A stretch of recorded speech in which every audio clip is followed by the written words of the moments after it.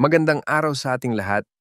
Bago natin pakinggan ang questions and answers, huwag kalimutan ang mag-like and share at sa hindi pa nakakapag-subscribe ay mag-subscribe na upang ma-notify kayo ng YouTube sa mga bagong uploads.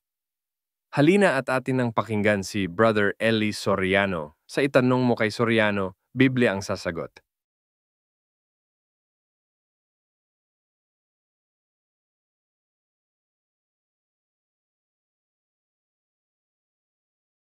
Eto po, sa UAE naman tayo, United Arab Emirates. Magandang araw po sa inyo. Magandang gabi po. Ako po si Josephine Gamat. I'm calling from UAE, Al Ain. Hello? Opo, sige po. Nakikinig po kami, Miss Yeah, Josephine. I'm calling from UAE, Al Ain. I'm Josephine Gamat. Gusto ko lang po itanong sa Matthew, sa verse 28, 19. Bakit niya po nasabi na, go and make disciples of all nations, baptizing them in the name of the Father and of the Son and of the Holy Spirit, and teaching them to obey everything I have commanded you, and surely I am with you always, to the very end of the age. Bakit niya po ito sinabi? Ang kausap niya po dyan yung labing isang apostles. Wala na po si Judas noon. Nagtaksil na. Naiwan yung 11. Mabuti, basahin nun natin 28:19 yan, ano? Opo. Itaas natin sa 28:16. Datapwat nagsiparoon ang 11 alagad sa Galilea, sa bundok na sa kanila itinuro ni Jesus. Sumunod po yung 11 disciples sa bundok sa Galilea na lugar na itinuro sa kanila ng Panginoong Jesus. Ano po nangyari nung nandun na sila? Tuloy natin ang basa. At nang siya'y kanilang makita, ay kanilang sinamba siya, datapwat ang ilan ay nangag-alinlangan. At lumapit si Jesus sa kanila, at sila'y kanyang kinausap na sinasabi, ang lahat ng kapamahalaan sa langit at sa ibabaw ng lupa ay naibigay na sa akin. Dahil dito, magsiyaon nga kayo. Yun pala ang pinanggalingan nun. Sinabi muna ni Kristo. Yan, tinanong ko po sa inyo. Ito po ang pinanggalingan. Hindi ko pa po nasasabi, kapatid. Sige po. Ito po. Kaya niya sinabing ganon, ganito. Pinakita niya muna sa mga alagad na 11 na nabigyan na siya ng kapangyarihan sa langit. Ang lahat ng kapamahalaan sa langit at sa ibabaw ng lupa, sabi niya, naibigay na sa akin. Dahil dito, magsiyaon kayo. Ibig sabihin, binibigyan niya ngayon ng mga alagad ng karapatan naman. Kasi nakatanggap na siya ng karapatan sa Ama para mamahala sa langit at sa lupa. Ngayon, kung siya aakyat sa langit, maiiwan itong 11. Sabi naman niya, binibigyan naman niya ng karapatan itong 11. Yumaon kayo, go ye unto the world and preach the gospel. Sabi niya, and make disciples in every nation, baptizing them in the name of the Father and of the Son and of the Holy Spirit. Sige po. Yun po. Ang ibig sabihin niya, binibigyan niya ng karapatan ng mga apostol na mamahala naman sa iiwanan niyang gawain dito sa lupa. Naliwanagan na po ako. Thank you po, brother. Thank you po sa inyo dyan sa UAE. Dito naman tayo. Thank you very much po. Ayan. Dito na tayo. Brad Ato, sino susunod natin dyan magtatanong? Ang susunod naman magtatanong ay si Ginoong Jose Raimundo. Magandang gabi po, Brother Eli Soriano. Opo, magandang gabi po. Doon po sa chapter 4 ng Matthew, nakalagay doon, ang banal na espiritu leads Jesus Christ to be tempted by the devil. Doon naman sa James, in the book of James, ang nakalagay doon, God cannot be tempted with evil. Ito si James, tao lang ito, pero alam niya na ang Diyos cannot be tempted with evil. Kung gayon, mas mataas si Lucifer, yung demonyo. Dapat alam niya rin na si Jesus Christ bilang Diyos cannot be tempted with evil. Ang tanong ko po ay ganito, bakit ang Holy Spirit leads Jesus Christ to be tempted when the Holy Spirit knows that God, Jesus, cannot be tempted with evil? Ganon din si Satanas. What seems to be the wisdom in that exercise of utility.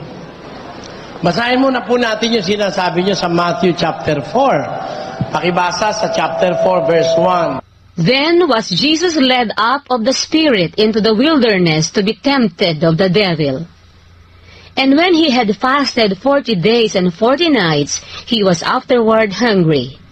And when the tempter came to him, he said, If thou be the Son of God, command that these stones be made bread. But he answered and said, It is written, Man shall not live by bread alone, but by every word that proceedeth out of the mouth of God. Ayon. Alam nyo, kapatid, ginagamit sa salitang Griego yung sa Griego yung anago. At ang kahulugan nito, ang preferred meaning po nito is to lead up. Ang Espiritu Santo po kasi may function yan Sa lahat ng tao, ang function ng Espiritu Santo is to lead people unto the truth. Sinasabi po yan ni Kristo bago pa siya pumanik sa langit. Nakasulat po yan sa Juan. Pakinggan nyo. Gayunmay kung siya, ang Espiritu ng katotohanan ay dumating, ay papatnubayan niya kayo sa buong katotohanan. Ang sabi nun, papatnubayan niya kayo sa buong katotohanan. Ang Espiritu po Santo po, naglilid yan sa tao. Nung itong tiempong tinatanong nyo, si Kristo po nito'y nasa pagkakatawang tao. Nasa kalagayan siya na nagkatawang tao. Basahin po natin ang Filipos 2, versikulo 6. Na siya, bagamat nasaan yung Diyos, ay hindi niya inaring isang bagay na nararapat panangnan ang pagkapantay niya sa Diyos. Kundi bagkus, hinubad niya ito at nag-anyong alipin na nakitulad sa mga tao. Ayon, si Kristo po nung panahon na yon nakitulad sa mga tao. Kaya nakita nyo, nakakaranas siya ng gutom, uhaw, nakakaranas siya ng nararanasan ng ordinaryong tao. Natural, pwede siyang tuksuhin. Alin ba ang tutuksuhin? Hindi naman ho yung kanyang kalagayang pagka-Diyos ang tutuksuhin dito Yung kanyang katawang tao ang gustong makuha ni Satanas sa kanyang panunukso. Yung po sinasabi sa Santiago, basahin muna natin yung kanilang ibinigay na talata. Huwag sabihin ng sino man, pagka siya'y tinutukso, ako'y tinutukso ng Diyos, sapagkat ang Diyos ay hindi matutukso sa masamang bagay, at hindi rin naman siya nanunukso sa kanino man. Kung ang tao, tayo, halimbawa, tinutukso tayo, huwag nating sabihin tinutukso tayo ng Diyos. Hindi kasi nanunukso ang Diyos At hindi rin naman siya matutukso sa masamang bagay. Ayon, ang sabi ng banal na kasulatan. Ngayon, wala naman pong magkakontra rito Jesus was led by the Spirit doon sa wilderness at doon siya tinukso ng dyablo. Tandaan niyo po, ang tinutukso yung kanyang kalagayang nasa pagkakatawan tao. Ngayon, yung sinasabi sa Santiago na ang Diyos ay hindi nanunukso at hindi matutukso sa masama. Ang tanong nyo ganito, bakit siya dinala ng Espiritu Santo para tuksuhin, hindi ba alam ng Espiritu Santo na hindi siya matutukso? Alam po ng Espiritu Santo ang katotohanan na si Kristo ay nagkaroon ng katawang tao. Alam po ng Espiritu Santo na yung katawang tao na yun, nakakaramdam yun ng... Basahin natin yun sa Hebreo. Sapagkat tayo'y walang isang dakilang saserdote na hindi maaaring mahabag sa ating kahinaan, kundi isa na tinukso sa lahat ng mga paraan, gaya rin naman natin, gayon may walang kasalanan. Tinukso po siya sa lahat ng paraan, gaya rin natin. Meron ho rin kasing nararamdaman si Kristo, gaya nung nararamdaman ng tao na kanyang tinularan nang siya'y magkatawan tao. For Him to understand our predicament, kaya nga siya nagkatawan tao, para maramdaman niya lahat nung naramdaman natin, na pagka may kaharap kang isang magandang babae, tatakam-takam ka, alam ni Kristo yung naramdaman mo dahil nagkatawan tao rin siya eh. Di ba? Na ikaw pagka ikaw pagod, gusto mo magpahinga. Alam ni Kristo yon. Napapagod nga rin siya eh. Bayang-bayay nililibot ng pangangaral ni Jesus. Isang tanghali na pagod, nagpahinga at lumuklok doon sa balon ni Jacob. Yan nga inaatake. Meron ba ikang Diyos na napapagod? Sabi ng mga pastor. Kung di ka ba naman tanga? Yung bang Diyos ang napapagod? Ang napagod yung katawang tao. Ang tinutukso yung katawang tao. Yung Diyos hindi pwedeng tuksohin yun eh. At walang makapanunukso sa Diyos. Pero alam ng Espiritu Santo na si Kristo'y nakakaramdam ng nararamdaman ng tao sa lahat ng paraanan, sabi ni Pablo. Kaya po, may possibility na ipakikita ang Biblia na siya'y tutuksohin, pero hindi matutukso. Ibig sabihin, kung natiis ni Kristo na siya'y nasa pagkakatawan tao, tayo tao, matitiis din natin ang tukso gaya ng pagkakatiis ng ating Panginoon. Yan po ang ibig lang ipakita niyan, kapatid. Isang tanong pa po, Brother Eli. Ito ay problema ng mga theologian and philosophers at saka scientists, physicists, mathematician. Maaring merong sagot yung Bible dito at ang sagot naman ay hindi ko pa alam at maaring nariyan at alamin nyo. Ang sabi po ng mga scientists, yung mga nauna, the last stage of the constitution of the created things is atom. Ngayon, nahati yung atom. Nalaman ng mga scientists na yung atom pala ay mayroong neuron, proton, nucleus, meson. Nagsaliksik ang mga scientists. Meron pang mga tiniest parts of created things, 12. At yung panghuli ay ang tawag nila quark. Q-U-A-R-K. Yan. Ang tawag ng mga scientists dito ay material stuff or monism. Ang tanong ko po ay ganito, Brother Eli.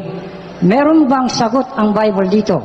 Yung tinatawag na material stuff that constituted all material things that God has created sa Bible. Ganito po yan eh. Let us study creation first. Colossians chapter 1 verse 15 says, pakibasa sa English. Who is the image of the invisible God, the firstborn of every creature?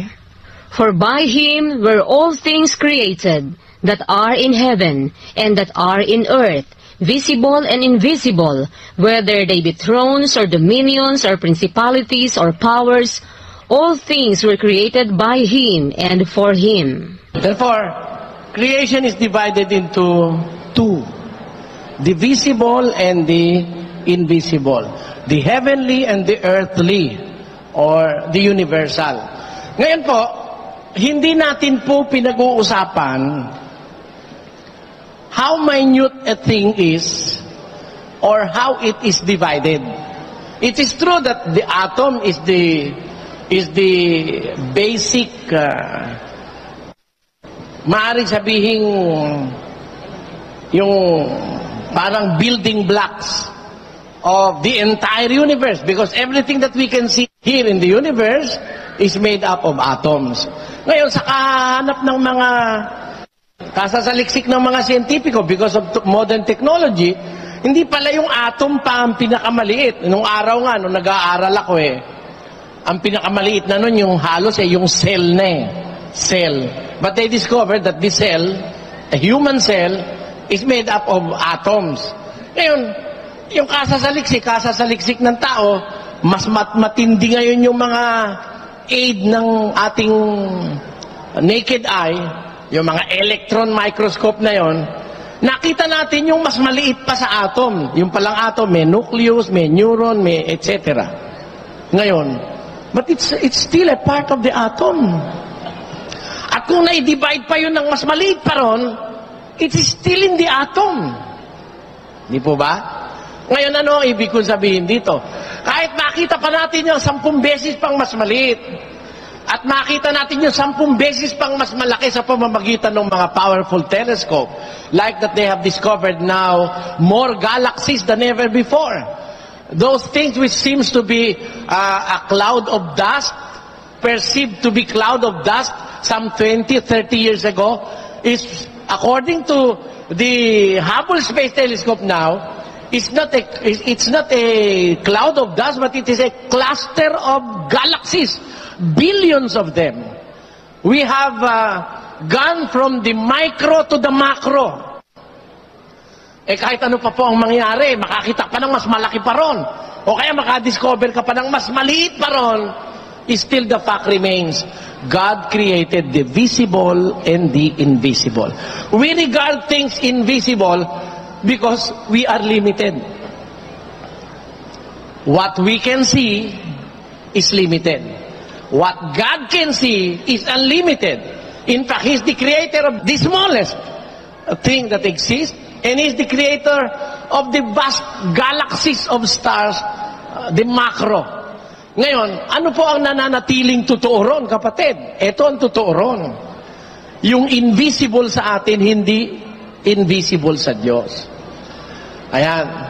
Lahat nakikita niya. Kaya lang sinasabi ng Biblia yung salitang visible and invisible because the Bible was meant for earthlings, for human beings. But for angels, for God, for those who are heaven, the inhabitants of heaven, there is nothing invisible for them. They can see what we do not see.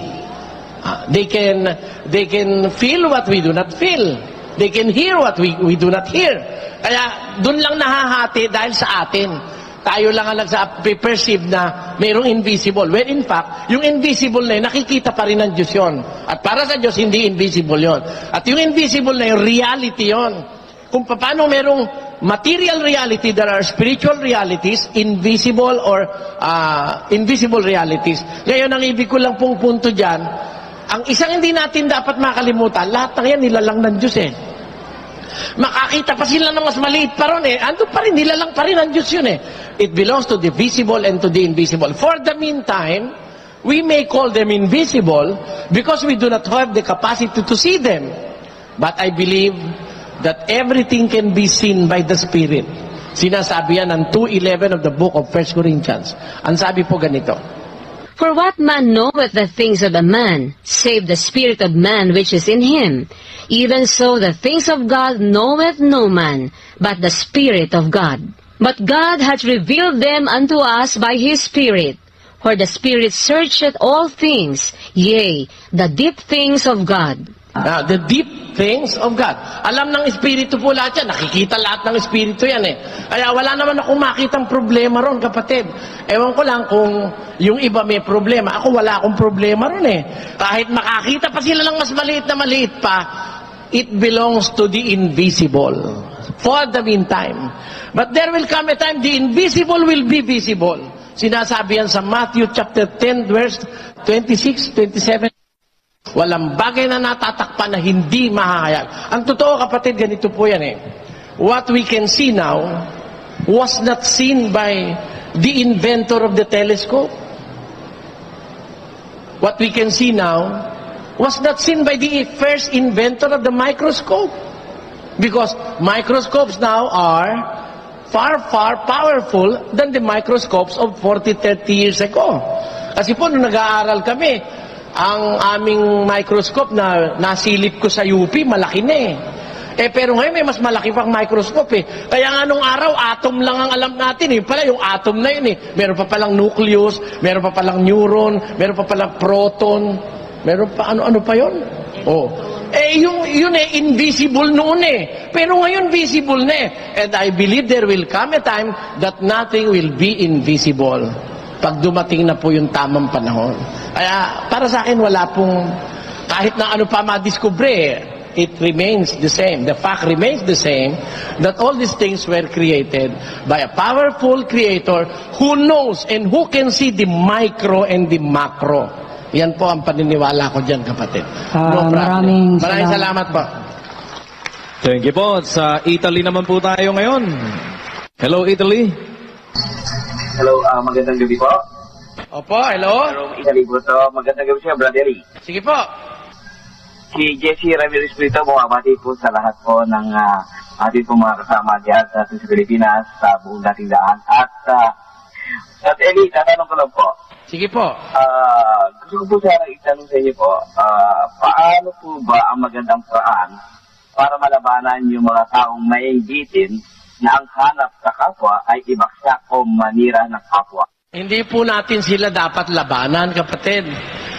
God will do the battle for us. Ang sabi po ng Diyos, I will be the enemy of your enemies. Ang sabi niya, magiging kaaway ako ng iyong mga kaaway at kagalit ako ng iyong mga kagalit. Basahin natin sa Exodo. Datapwat kung didinggin mong lubos ang kanyang tinig at gagawin mo ang lahat ng aking sinasalita, ay magiging kaaway nga ako ng iyong mga kaaway, kaalit ng iyong mga kaalit. Tenyo, apan kung sa pagkamatuod magapatalinghog ka sa iyang tingog ug pagabuhaton mo ang tanan nga akong igaingon nan ako mamahimong kaaway sa imong mga kaaway ug magabatok ako sa imong mga kabatok. Ayan. O di ba? But if thou shall indeed obey his voice and do all that I speak, then I will be an enemy unto thine enemies and an adversary unto thine adversaries. Yan po ang sinasabi. Pero si en verdad oyeres su voz, hicieres todo lo que yo te dijere. Seré enemigo a tus enemigos y afligere a los que te afligiren. Ayan po, sabi ng Diyos. Kaya po, halimbawa, meron tao, gusto ka ibagsak, huwag kang mag-alala. Ang Diyos ang magbabagsak sa kanya. Huwag kang mag-iisip na gumanti. Pakinggan niyo po sa unang Korinto, Kapitulo 3. Hindi ba ninyo nalalaman na kayo'y templo ng Diyos at ang Espiritu ng Diyos ay nananahan sa inyo? Kung gibain ng sino man ang templo ng Diyos, siya'y igigiba ng Diyos, sapagkat ang templo ng Diyos ay banal, na ang templong ito ay kayo. Ayon, ang Diyos ang gigiba, dun sa gustong maggiba sa kanyang mga lingkod. Wala po kayong dapat alalahanin, kapatid. Ayun. Just take your time. Just take your time, relax and pray. Ngayon pala ko, pinasasalamatan ko na kayo. Nga pala doon sa Bible na pinadala niyo sa akin dito sa Rome. Salamat po. Salamat po. You're welcome. Sige po. Meron pa? Doon po tayo, kapatid Ner, sino na susunod dyan? Kasama naman po natin dito na magtatanong si Gerald Piedelson, isang Katoliko po. Bali po, ang tanong ko ay ganito. Biblia lang po ba yung batayan niyo sa pagtuturo? Paano po kaya kung walang Biblia? Ganito siguro. Kung walang Biblia, hihintayin ko yung sinasabi ng mga anghel at saka ng Diyos. Kasi nung walang Biblia, nung panahon ni Abraham, sasabihin ng anghel, Abraham, gising. Pumunta ka dun sa ituturo ko sa'yo. Ginising siya. Sumunod naman siya kasi walang Biblia ngayon, nakasulat na, di kaya Biblia ang ating pinag-aaralan. That is the written word of God. Marami kasing paraan para yung salita ng Diyos makarating sa tao. Pakinggan mo, iho, sa uno-uno ng Ebreo, ganito nakasulat. Ang Diyos na nagsalita ng unang panahon sa ating mga magulang, sa iba't ibang panahon at sa iba't ibang paraan, sa pamamagitan ng mga propeta, ay nagsalita sa atin sa mga huling araw na ito sa pamamagitan ng kanyang anak. Ayon, God who at sundry times and in diverse manners spake in time past unto the fathers by the prophets, hath in these last days spoken unto us by His Son. Sa daghan ug nagkalain-laing mga paagi ang Dios misulti kaniadto sa karaang kapanahonan ngadto sa atong mga ginikanan pinaagi sa mga propeta. Apan niining kaulahi ang mga adlaw, siya misulti kanato pinaagi anak nga iyang gitudlo nga manununod sa tanang mga butang. Dios, habiendo hablado muchas veces y en muchas maneras en otro tiempo a los padres por los profetas, en estos postreros días nos ha hablado por el Hijo, a cual constituyó heredero de todo, por el cual asimismo hizo el universo. Sinasabi rito na ang Diyos na nagsasalita mula pa nung unang panahon, nagsasalita sa pamamagitan ng mga propeta, iba-ibang panahon, iba-ibang paraan. Kaya minsan may sa anghel, minsan nananaginip sila. Sabi mo, kung wala bang Biblia, paano ako mangangaral? Siguro pananaginipin ako ng Diyos, ano? O kaya magsasalita yung anghel kung walang Biblia. May Biblia na. Kaya hindi na ako nag-aalala ron. Hindi na kailangan kausapin pa ako ng anghel personal dahil meron ng Biblia. Diyos na ang nakikipag-usap sa atin sa pamamagitan ng kanyang nakasulat na salita, kapatid. Okay na? Okay na daw. Okay na daw. Okay na rin po. Dito tayo sa kabila. Magandang gabi po sa inyong lahat. Brad Eli, tatanong ko lang po, maaari po bang mangyari ulit ang Genesis pagkatapos ng paghuhukom? Genesis? Yung Genesis, kamo? Ang mga pangyayari lang po sa Genesis. Kasi alam mo, yung salitang Genesis, ang ibig sabihin nun ay pasimula. Doon nga nang galing yung salitang gene. Mga pasimula yan ibig sabihin yan Pagka nag-uumpisa sa genealogy, Genesis, genes, genetic, etc. Ang kahulugan niya, nagde-denote niya ng umpisa. Hindi na pwedeng mangyari uli dahil umpisa na ibig sabihin, umpisa na naman uli. Siguro, baka pag nangyari, re-Genesis. Lalagyan mo na ng re. Hindi pwede na Genesis kasi nangyari na yon ng umpisa na. Hindi pwede umpisahan uli dahil naumpisahan na kapatid. May isa pa po akong katanungan. Sige. Bakit po kaya hindi nagkatawan tao ang Diyos Ama? Bakit hindi nagkatawan tao ang Diyos Ama? Alam mo kung sasagutin kita ng diretsahan, alam mo kung ano sasagot ko sa'yo? Kapatid? Opo. Huwag ka magagalit. Ha? Magagalit ka ba? Hindi po. Sabihin ko sa'yo, ano pakialam mo? Ayaw niya. Di ba? Ang nagkatawan tao nga yung anak niya di ba? Marunong ka pa. Ang nagkatawan tao yung anak niya Kung gusto niya, hindi sana siya na. Kaya lang ganito yon kapatid. May sagot yun May sagot yun Ang talagang sagot nun sa Biblia, ganito. Kaya hindi nagkatawan tao ang Diyos Ama, nasa Santiago 1:17. Pakinggan mo. Ang bawat mabuting kaloob at ang bawat sakdal na kaloob ay pawang buhat sa itaas, na bumababa mula sa Ama ng mga ilaw, na sa Kanya'y walang pagbabago, ni kahit anino man ng pag-iiba. Ang Diyos kasing Ama, hindi nagbabago yun ng anyo Hindi siya nag-iiba-iba. He remains the same in the past, now, and forever. He will always be the same. Kaya labag sa kanyang kalagayan na magbago.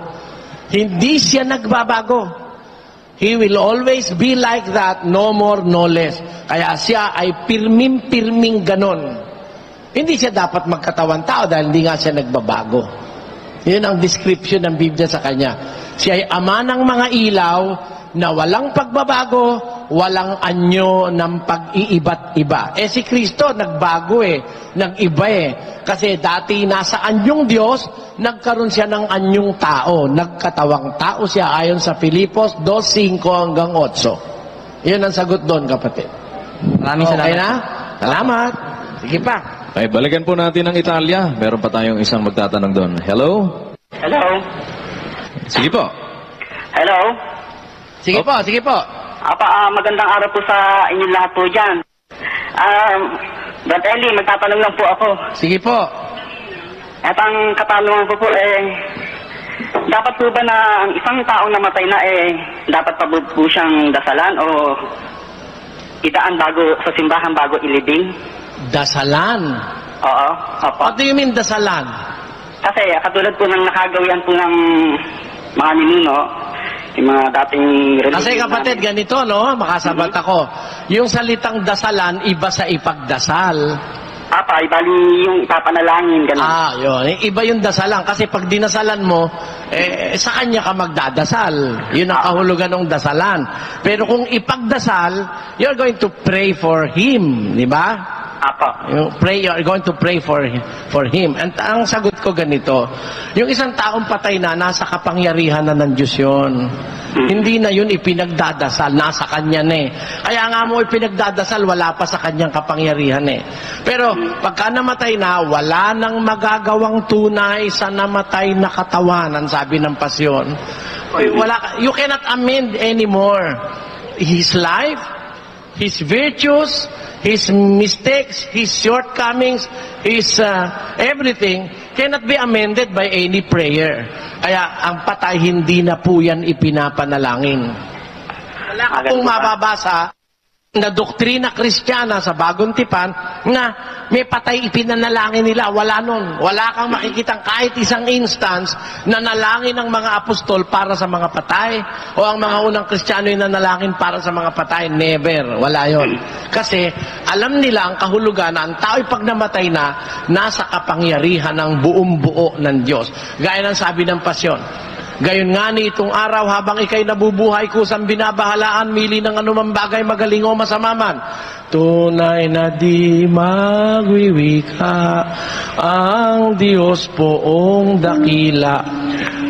Kusa na magpapabaya. Araw mo palibhasa. Ngunit pagka nalagot, ang hiningang lubhang marupok, ng katawan mong mairog, ang araw mo'y matatapos, ang iiral ay ang sa Diyos. Ayun. Kaya, pagkapatay na ang tao, ang sa Diyos na iiral. Hindi ka naman nanalangin nun dahil, paano mo ipapanalangin nasa kanya ng kapangyarihan? Ano pa gagawin mo? Di ba? Hindi na pinananalangin yun. Ganun. Bali ganun po. Wala na, kapatid? Meron pa pong isa. Sige. Meron po bang sa isang sugo ng Diyos ay meron po bang napahintulutan na pwede siyang mag-abort? Mag-abort o tungkol po sa abortion? Ang sino? Kasi may nabalitaan po ako dyan na isang sugo raw siya ng Diyos pero nakakapag-abort siya. Nag-abort? Oo. Abortion. Babae ba siya? Naglalaglag po siya yung sa sa babae. Babae ba siya? Lalaki ho. Paano siya nag-abort? Hindi. Bali siya ang nagtatanggal sa babae. Siya ang nagpe-perform. Siya ang nagpe-perform ng abortion. Apo. Sugo ng demonyo yun, di sugo ng Diyos yun. Alam mo, ang demonyo pumapatay, mamamatay tao, demonyo. Yung nag-a-abort, pumapatay tao yun eh. Pakinggan mo sa 8:44 ng Juan. Kayo'y sa inyong amang dyablo, at ang mga nasa ng inyong ama ang ibig ninyong gawin. Siya'y isang mamamatay tao buhat pa ng una. Sino yung mamamatay tao? Yung demonyo, yung dyablo. Pag nag-a-abort ka, pumapatay ka ng tao nun eh. Kaya nga hindi ako palo dyan sa batas na libre, abortion. Pagpatay yun eh. At napakasamang pagpatay niyan. Yung patayin mo yung isang tao na malaki, matanda na, masama yun eh. Yung patayin mo yung batang walang kalaban-laban, lalong masama yun. Kasi yung matanda na, pwede niyang ipagtanggol katawan niya sarili niya eh. Yung bata sa tiyan, meron bang paraan yun para makapagtanggol? Wala eh. Kaya napakasama niyan sa Diyos. Yan ay pagbububo ng walang salang dugo. Kaya meron ngayong mangangaral, sasabihin, sugo siya ng Diyos. Tapos nag-a-abort siya ng babae o ng isang sanggol, hindi sugo ng Diyos. Kasi po may nabalitaan akong ganun po sa amin lugar. Maraming po salamat. Salamat. You're welcome. Thank you po. Bro Danny, sa'yo naman. Sige, kunin na po natin last na siguro ito. Magandang gabi po, Brother Elisa. Magandang gabi po.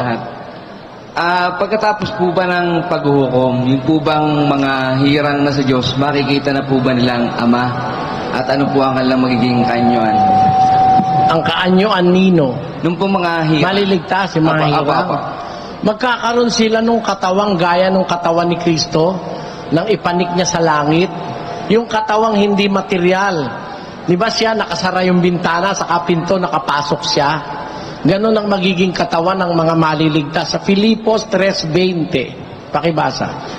sapagkat ang ating pagkamamamayan ay nasa langit. Mula doon ay hinihintay naman natin ang tagapagligtas, ang Panginoong Hesukristo, na siyang magbabago ng katawan ng ating pagkamababa, upang maging katulad ng katawan ng kanyang kaluwalhatian. Who shall change our vile body, that it may be fashioned like unto His glorious body. Gagawin niyang gaya nung kanyang katawan yung ating katawan. Papalitan niya tayo bago tayo dalhin sa langit. Ang katunayan niyan, doon sa 15:51 ng unang Korinto. Narito, sinasaysay ko sa inyo ang isang hiwaga. Hindi tayong lahat ay mga tutulog, ngunit tayong lahat ay babaguhin. This is a mystery. Ang sabi ni Paul, behold, I show you a mystery. We shall not all sleep, but we shall all be changed. Tayong lahat babaguhin. Paano yon? Sa isang sandali, sa isang kisap mata, sa huling pagtunog ng pakakak, sapagkat tutunog ang pakakak, at ang mga patay ay mga bubuhay na mag-uli na walang kasiraan, at tayo'y babaguhin. In a moment, in the twinkling of an eye, at the last trump, for the trumpet shall sound, and the dead shall be raised incorruptible, and we shall all be changed. En un momento, en un abrir de ojo, a la final trompeta, porque será tocada la trompeta, y los muertos serán levantados sin corrupción, y nosotros seremos transformados. We will be transformed, we will be changed, papalitan ang ating pagkatao. Ngayon, tanong, makikita na ba natin ang Ama sa langit pagka napalitan na tayo? Of course. Kaya nga, that's the very reason why papalitan ito eh. Pati yung ating mata, papalitan ng isang mata na makakakita ng kaluwalhatian ng Diyos. Ang sabi ni Kristo, blessed are the pure in heart, for they shall see God. Yun po ang mangyayari ron, kapatid. Pwede po pong isa? Sige po.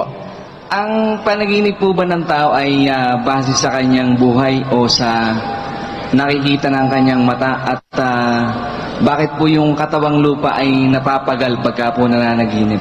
Ganito po, kapatid, ang panaginip dalawang klase.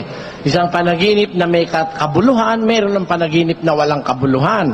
Pakinggan niyo po sa isang talata ng Ecclesiastes. Sapagkat sa karamihan ng mga panaginip ay may kawalang kabuluhan. Sa karamihan ng panaginip, merong walang kabuluhan. Alin naman yung panaginip na may kabuluhan? Meron po kasing panaginip, ibinibigay ang Diyos sa tao para magbigay ng warning. Kagaya ni San Jose, nandun sila sa Israel. Sabi ng Diyos sa kanya sa panaginip, bumangon ka, dalhin mo yung bata sa Ehipto, pati ang kanyang ina, dahil papapatay ni Herodes ang bata. Bumangon siya, nanaginip siya, bumangon siya, umalis siya sa Israel. Yung haring paraon naman ng Ehipto, nanaginip ng 7 bakang malalaki, at saka 7 bakang maliliit, kinain ng mga payat na baka yung malalaki. Ang kahulugan naman pala nun, magkakaroon ng 7 taong kasaganaan sa Ehipto at 7 taong salat sa pagkain. Kaya naghanda ngayon ng pagkain si Jose Bendido dahil naipaliwanag niya ang kahulugan ng panaginip ng hari. Kaya ang mga panaginip po sometimes serves as a warning, at yung panaginip pagpapauna ng Diyos po sa tao yon. Napatunayan ko po yan sa buhay ko na ang panaginip talagang ginagawa ng Diyos na parang warning o pauna. Nung ako po ay buhay pa noon si kapatid na Nicolas Perez, merong mga kapatid na nanaginip, 3 sila, pare-pareho panaginip nila. Na si kapatid na Perez daw, nakikipagbarilan, napagod, binigay sa akin yung baril. Paghawak ko ng baril, ang mababaril ko si Rodolfo de la Cruz. Panaginip nung taga-Gasak, taga Santo Cristo at saka taga Kilo, pareho. Pampanga po yun. Hindi namin alam kung ano kahulugan ng panaginip. Buhay pa si kapatid na Perez nun eh. Aba yung pala, mamamatay si kapatid na Perez. Pagkamatay niya, nakadiskusyon ko yung kasama ko mismo nung siya buhay. Kaya pala ang kahulugan pala nun, yung binigay sa akin ni kapatid na Perez baril, babarilin ko. Mababaril ko yung si Rodolfo de la Cruz. May kasama ko mismo yun dati. Yung pala magkakalaban kami sa diskusyon. Kaya ang panaginip po talagang nagpapakita yan ng bagay na hinaharap. Pero meron naman panaginip dahil sa kaiisip mo, wala namang kwenta yung panaginip mo, parang bungang isip lang. Meron pong ganon, ayon sa Biblia. Pwede po pong isa pa po. Sige po, sagad yun. Wala na po tayong oras eh. Salamat po. Sige po. May contradiction po ba ron sa Henesis 24:4 saka po sa Levitico 18, 5:18 patuloy po? Sa 24:4 ng Henesis po? Apo. Ang nakasulat ganito. Kundi ikaw ay paroroon sa aking lupain at sa aking kamag-anakan, at papag-aasawahin mo roon ang aking anak na si Isaac. Tuloy. At sinabi sa kanya ng lingkod, sakaling hindi iibigin ng babae na sumama sa akin sa lupaing ito, dapat ko bang ibalik ang anak mo sa lupaing pinanggalingan mo? Isa naman sa kabila. Levitico 18:5 po. Tutuparin nga ninyo ang aking mga palatuntunan at ang aking mga kahatulan na ikabubuhay ng mga taong magsisitupad. Ako ang Panginoon.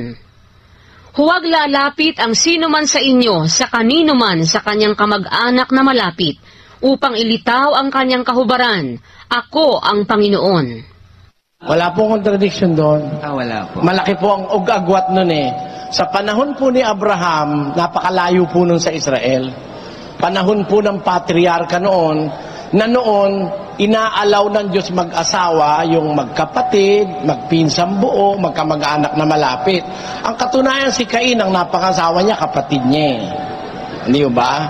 Ang totoo, si Abraham at si Sarah ay magkamag-anak na malapit. Hindi pa po bawal noon. Pero pagdating sa Levitico, yung Levitico po, umiiral yan doon sa panahon na ng Israel.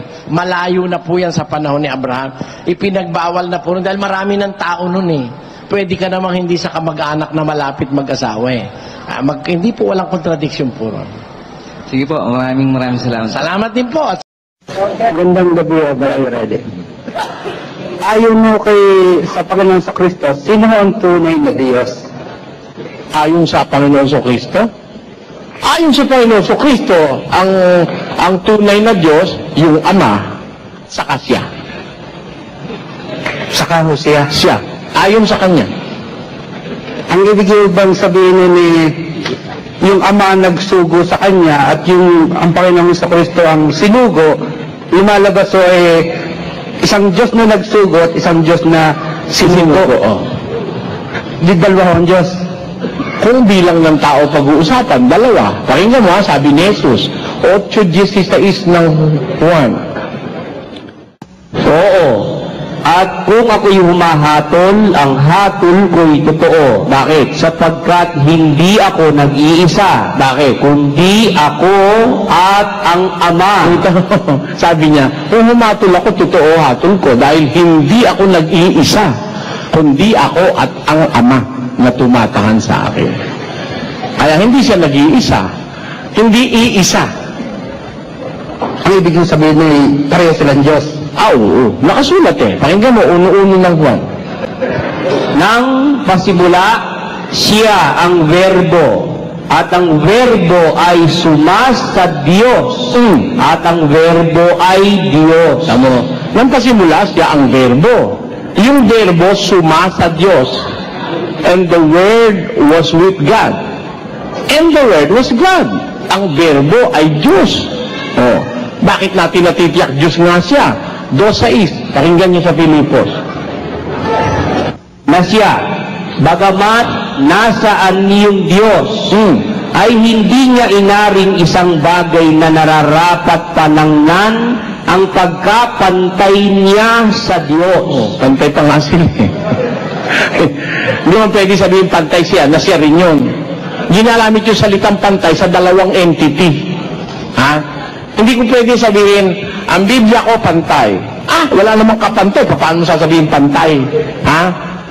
Pagka ginasabing pantay, may dalawang entity, may dalawang kalagayan na magkapantay. Ang sabi, siya, si Kristo, bagamat nasaan yung Diyos, hindi niya inaring isang bagay na nararapat panangnan ang pagkapantay niya sa Diyos. Kundi bagkus hilubad niya ito at nag-anyong alipin na nakitulad sa mga tao. Nakitulad siya sa tao. Yung hubarin niya, yung pagkapantay niya sa Diyos, nakitulad siya sa tao. Hindi nga siya tao. Dahil kung tao nga siya, ba't man makikitulad pa siya sa tao? Di Diyos nga siya. Dahil nakapantay siya sa Diyos. Yan ang sabi ng Biblia. Hindi, di sa 17 ho ng Juan, 1 at saka 3. Oo. Ang sabi ho nagdarasal ang Panginoon sa tumingala siya sa langit. Sa 17:1, no? At pag tingala niya sa langit, sinabi niya, Ama, luwalhatiin mo ang anak upang ikaw ay luwalhatiin ng anak. Yun ang 1. 2, gaya ng ibinigay mo sa kanya ang kapamahalaan sa lahat ng laman upang bigyan niya ng buhay na walang hanggan lahat ng ibinigay mo sa kanya. At 3, at ito ang buhay na walang hanggan, na ikaw ay makilala nila na iisang Diyos na tunay. Nag-iisang Hindi nag-iisa, iisang. Nakilala ka nila na iisang Diyos na tunay. Di ba? Yun ang nakasulat. Yun ang nakasulat, sigurado ako nun. Di ba? Sabi niya, nakilala ka nila na iisang Diyos na tunay. Tama naman yun, iisa lang naman talaga Ama ron Nakatingala nga siya sa langit tayong mga tao nasa lupa, nakilala natin doon sa langit, iisa talaga ang Diyos na tunay doon. Kailan? Nandito kasi sa lupa yung anak Kaya iisa yung nandun. Nakatingin siya sa langit, huwag mo kakalimutan yun. Siyempre, bumaba siya wala siya ron. Kaya nga, nung andun siya, nung wala siya ron, sabi niya, makilala ka nila dyan sa langit, isa kang Diyos na tunay. Ito bang pumarito sa lupa? Diyos ba ito? Unang Juan 5:20. At nalalaman natin na naparito ang anak ng Diyos. Wala nga sa langit dahil naparito ngayon, ano sabi sa naparito? At tayo'y binigyan ng pagkaunawa upang ating makilala siya na totoo. At tayo'y nasa kanyan na totoo sa makatwid ay sa kanyang anak na si Hesus Kristo. Yun ang naparito si Hesus Kristo. Ano sabi ron? Ito ang tunay na Diyos at ang buhay na walang hanggan. Mga anak ko, mag-ingat kayo sa mga Diyos-Diyosan. Marami palang Diyos-Diyosan dito sa lupa. Nung pumarito yung anak ng Diyos, ito ang tunay na Diyos. Tunay na Diyos saan? Dito sa lupa. Dahil marami palang Diyos-Diyosan dito dinatnan si Jesus. Kaya tinan mo may tunay na Diyos sa langit, may tunay na Diyos sa lupa. Yung naparito, ito ang tunay na Diyos at ang buhay na wala. Kung lumalabas to'y Diyos ang Panginoong Jesucristo nung narito sa lupa at dati Diyos na nasa langit na nagkatawang tao, nung siya namatay at binuhay ng Diyos, umakyat sa langit, naluklok sa kanan ng Diyos, ano ngayon ang Kristo nung siya'y nasa kanan ng Diyos? Pakinggan mo, pareho sila ng grado. 111. Sinabi ng Panginoon sa aking Panginoon, umupo ka sa aking kanan. Ayun, sabi ni David, sinabi nung Panginoon sa aking Panginoon. Ilan ang Panginoon? Isang Panginoon na nagsabi at isang Panginoon na pinagsabihan. Ang sabi ng Panginoon, sa aking Panginoon, umupo ka sa aking kanan. Tata mo? Di pareho sila ng grado nung nasa langit na, pareho silang Panginoon. Panginoon yung Ama, Panginoon din naman yung nakaupo sa kanyang kanan. Sino ba yung nakaupo sa kanan? Basa, pakinggan nyo kung sino yung nakaupo sa kanan.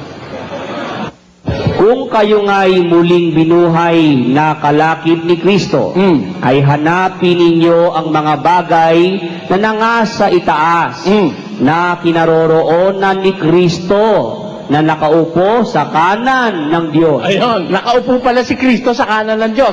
Tanungin natin ng Diyos, Diyos, yung pinaupo mo sa kanan mo, ano yan? Ang Diyos ang tanungin natin, pinaupo mo si Kristo sa kanan mo, ano ba yung nakaupo sa kanan mo? Pwede sumagot? Tinan mo ang sabi ng Diyos, Hindi ikaw, ang Biblia sasagot. Ako nagtatanong, di Biblia sasagot, hindi ikaw. Kung ikaw ang pasasagutin ko, hindi na ako pupunta sa lipa, kapatid. Di ba? Ang tanong ko, nung paupuin ng Diyos si Kristo sa kanyang kanan, ano ang tawag nung Ama o nung Diyos doon sa nakaupo sa kanan niya? 1:8 ng Hebreo. Ngunit tungkol sa anak ay sinasabi. Tungkol sa anak, sinasabi. Ang nagsasabi yung Ama. Ano sabi nung Ama sa anak? Ang iyong luklukan, O Diyos, ay magpakilanman. Nakita mo, ang tawag ng Ama sa Anak, Diyos. Ang iyong luklukan, O Diyos, ay magpakailanman. Sabi nung Ama sa kanyang anak. Brother Eli, doon sa 80 ng awit, talatay 17. Ang sabi na nasa kanan daw ng Diyos, babasahin ko, mapatungnawa ang iyong kamay sa tao na iyong kinakanan. Ayun. Sino yon? Ang nasa kanan daw ho ng Diyos ay hindi Diyos at tao. Mali, kapatid. Walang ganun ang nabasa mo. Basahin ko ulit. Ulitin mo. Mapatungnawa ang iyong kamay sa tao na iyong kinakanan. Kinakanan, hindi ka nasa kanan. Iba yung kinakanan sa nasa kanan. Huwag mong bibiglain. Ha? Huwag bibiglain. At saka yan, tao yan. Tao yan. Ano? At ang panalangin, mapatungnawa ang iyong kamay sa tao na iyong kinakanan. Hindi si Kristo yan. Kasi si Kristo, bago pumanik sa langit, pinatungan na ng kamay ng Diyos. Yan, hindi pa napapatungan eh. Paano naman? Mapatungnawa. Hindi pa napapatungan yan. Paano mo sasabihin si Kristo yan? Yan ang iniligaw ka ng pastor mo sa iglesia ni Kristo. Ay, di ako iglesia ni Kristo. Hindi. Yun ang puntar yan. Naligaw ka dyan, kapatid. Kasi, iba yung kinakanan kaysa sa nasa kanan. Ano? Itong si Kristo, nakaupo na sa kanan. At bago umupo, pinatungan na ng kamay. Dito pa sa lupa, pinatungan na ng kamay si Jesus ng Diyos. Yan, hindi pa napapatungan. Kaya ang panalangin, mapatong nawa ang iyong kamay. Hindi naman sinabing, napatong na ang kamay mo. Hindi, ang sabi, mapatong nawa ang iyong kamay sa tao na iyong kinakanan. Sa anak ng, kung itutuloy mo pa, nakasulat doon, sa anak ng tao na iyong pinalakas sa iyong sarili. Di ba yun na nakasulat? O paano si Kristo hindi naman mahina si Kristo. Yan, pinalakas yan kita mo? Kaya nadaya ka rin. Hindi si Kristo yan. Pinalakas ng Diyos yan alam mo si Kristo, hindi kailangan palakasin ng Diyos. Malakas talaga yon. Alam mo kung ba't malakas yon? Basa, 1.24 ng unang Korinto. Ngunit sa kanila na mga tinawag, maging mga Hudyo at mga Griego, si Kristo ang kapangyarihan ng Diyos at ang karunungan ng Diyos. Si Kristo ang kapangyarihan ng Diyos.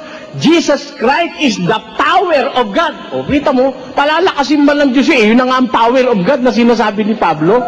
Malakas nga yun yung nasa 80-17 ng awit, yung nasa 80-17 na awit, mahina yan, kaya pinalakas ng Diyos yan. Alam mo kung sino yan, kapatid? Sino? Si David. Si David. Pwede pa ako isa. Pagbigyan naman natin yung kasunod. Last na lang sige. Baka sabihin mo, sumusuko ako Hindi naman. Sige.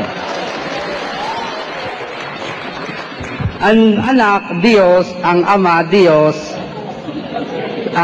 pagkaibang kapangyarihan nila? Of course, hindi. Anak nga yung isa di ba, ikaw may tatay? Pag nakipantay ka sa tatay mo, pangit. Di ba? 14:28, basa. Sapagkat ang Ama ay lalong dakila kaysa akin. The Father is greater than me, sabi niya. Hindi ba lumalabas na ibig sabihin na hindi talaga siya ang Diyos? Hindi naman, para maintindihan mo, bibigyan kita ng halimbawa, kapatid, Bigyan kita ng halimbawa, makinig ka. Si Presidente Estrada, di ba? Di ba? Si Vice Presidente Arroyo. Tama? Pareho bang presidente o hindi? Pareho yung busy lang yung isa. Pero hindi ibig sabihin hindi presidente si Vice Arroyo. Kasi pagkamatay ni Estrada, susunod agad si Arroyo Di ba? Next in rank yun Kaya sa Pilipinas, 2 presidente. Ganon din sa langit, 2 presidente. Busy lang yung isa. Salamat.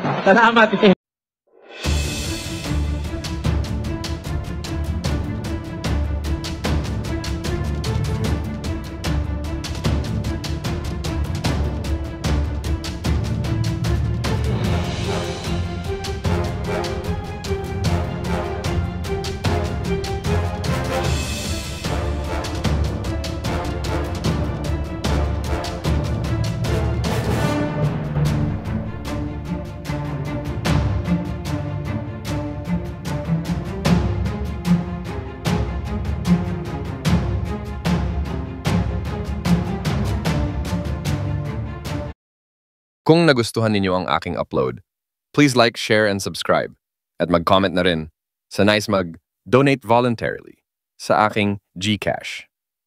Makikita ninyo ang number sa description box. Maraming salamat sa panonood.